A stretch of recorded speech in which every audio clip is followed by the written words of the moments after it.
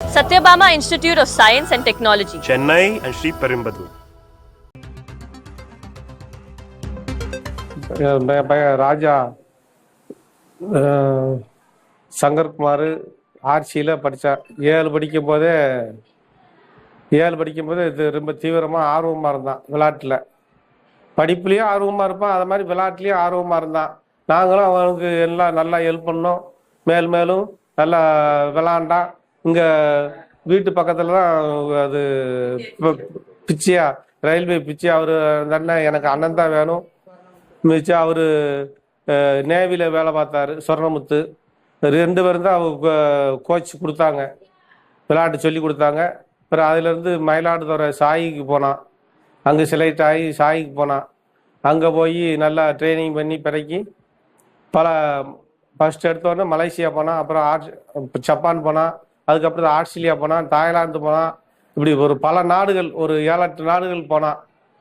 போய் நிறையா மெடல் பண்ணியிருக்கான். இது வரைக்கும் நேஷனல் இன்டர்நேஷ்னல்ல 16 மெடல் பண்ணியிருக்கிறான். ஆமாம்.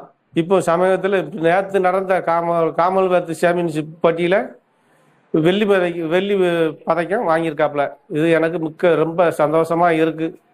ஆமாம், ரொம்ப சிரமப்பட்டோம், ரொம்ப கஷ்டப்பட்டோம். ஆமாம், இந்த புது மிச்சம் சிலுவனாயர் கோயிலில் தான் லோடு பண்ணி வேலை பார்த்தேன், கூலி வேலை பார்த்தேன். நைட்டு போகணும் வேலை பார்த்து தான் பிள்ளைகளை படிக்க வச்சு எல்லா செலவு செஞ்சு பிறக்கி கஷ்டப்பட்டு அதுக்கு இப்போ பலன் கிடைச்சிருக்கு. ஆமாம், அதுக்கு இந்த ஊர் மக்களுக்கும் எனக்கும் மிக்க நன்றி.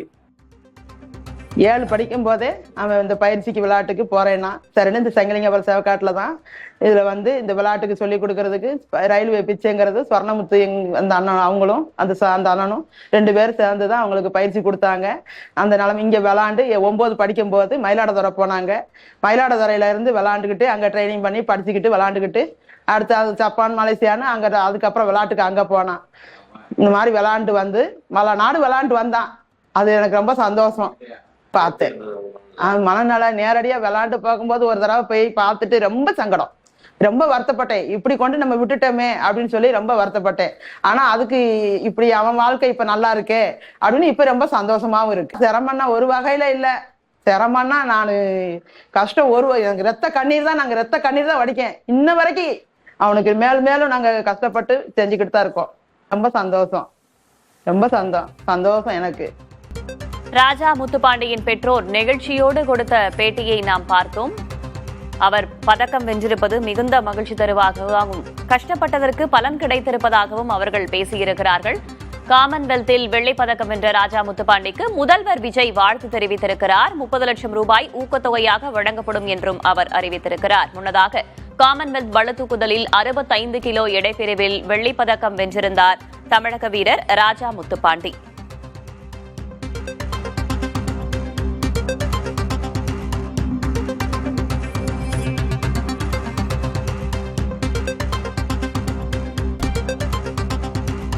Satyabama Institute of Science and Technology, Chennai and Sri Perumbudur.